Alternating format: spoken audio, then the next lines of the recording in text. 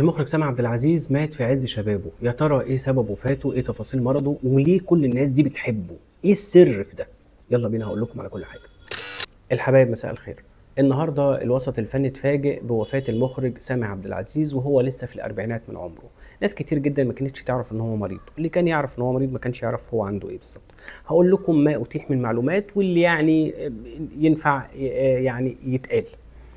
سامح عبد العزيز كان بقاله أكتر من 10 أيام مريض وفي غرفة العناية المركزة، وأسرته كانت متكتمة ده جدا جدا، وحتى ما كانتش بتسرب أي معلومة عشان بس يعني لا أصحابه يقلقوا ولا هم يعملوا لهم إزعاج ولا حاجة.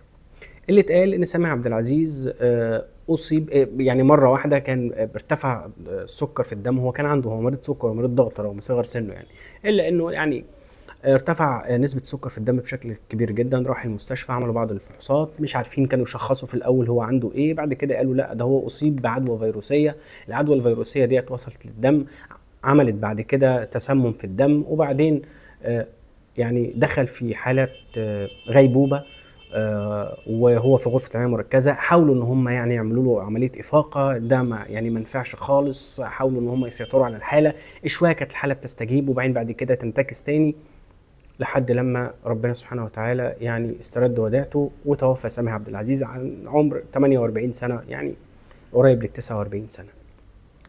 دي التفاصيل بتاعت اللي هي أتيحت لنا يعني من معلومات عن الحالة الصحية لسامح عبد العزيز الله يرحمه والأيام الأخيرة يعني.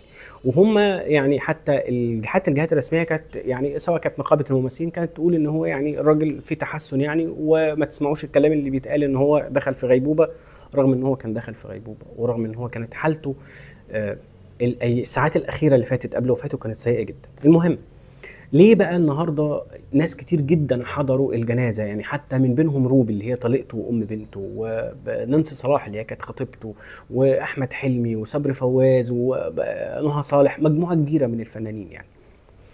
سامح عبد العزيز كان راجل جدع، يعني كان مخرج جدع، مخرج يحب الفنان اللي يشتغل معاه ويجيب له حقه وينصفه ويقف جنبه ويساعده ويديله من خبرته، وما كانش يبخل على اي حد حتى في المواقف الشخصيه. سامح عبد العزيز كان مخرج من المخرجين اللي هم اصحاب كاريزما واصحاب شخصيه قويه. يعني يقف يزعق في اللوكيشن بس الفنان يحبه، يزعق لاي حد ويسيطر ويفضل يفرض سيطرته على اي حد والنجم يحبه. ما كانش بينه وبين الابطال خلافات. وديت دي كانت مش هي دي مشكله الوسط الفني، بمعنى ان انت لما تلاقي مثلا المخرج شخصيته ضعيفه فتلاقي البطل هو اللي يركب الموضوع وهو اللي يسيطر وهو يفرض رايه فالعمل يبوظ. او لو المخرج شخصيته قويه والبطل شخصيته قويه فتلاقي في بينهم وبين بعض مشاكل كتير جدا.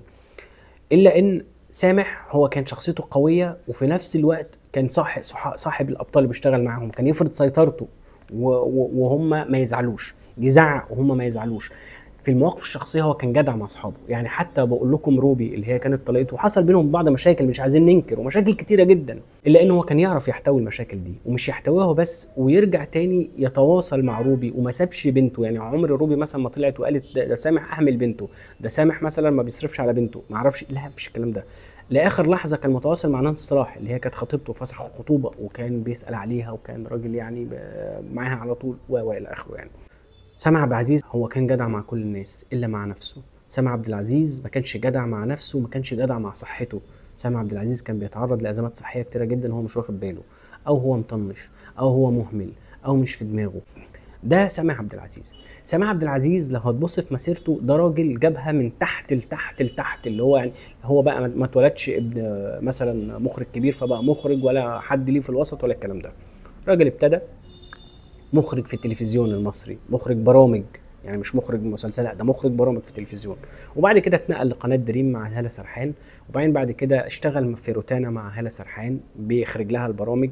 وبعد كده راح اشتغل في الكليبات، عمل كليبات كتير جدا. حتى انا افتكر مثلا كان في كليب لهيثم شاكر اسمه احلف بالله، كان اخراج سامح عبد العزيز زمان قوي، وكانت عينه على السينما لحد لما جات له فرصه سنه 2005. و2005 بدا بفيلم درس خصوصي اللي هو كان بتاع محمد عطيه وعم صلاح عبد الله واستاذ حسن حسني ومجموعه كده يعني.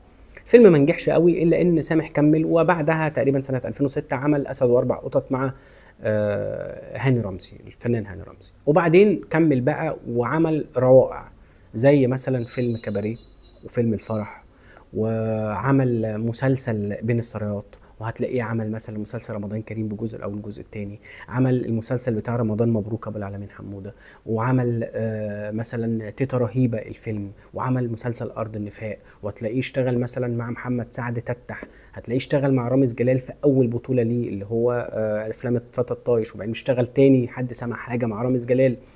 عمل حاجات كتيره جدا جدا. سامح عبد العزيز، سامح عبد العزيز رغم ان هو مثلا من 2005 بدايته لحد 2025 النهارده 20 سنه، عامل 37 عمل بين سينما وبين دراما. سامح عبد العزيز الراجل اللي ما كنتش تلاقي فيلم شعبي او فيلم كوميدي الا لما تلاقي بصمته فيه. سامح عبد العزيز لما محمد سعد انتكس كان بقاله كام سنه وحب يرجع وينجح، اشتغل معاه الدشاش، والدشاش نجح ما شاء الله وكسر الدنيا. سامح عبد العزيز كان ليه السنه دي مسلسل شهاده معامله اطفال. سامح عبد العزيز كان بيخرج مسلسلين في السنه، يعني فاكر اشتغل مع ريهام حجاج اعتقد مسلسل يوتيرن اعتقد او المسلسل اللي بعديه، وفي نفس السنه كان بيخرج الجزء الثاني من رمضان كريم، مسلسلين في سنه واحده، وده مش هتلاقيه كتير يعني. ربنا يرحم سامح عبد العزيز، ادعوا له بالرحمه، لانه هو كان راجل زي ما انا قلت جدع فعلا. شكرا جزيلا.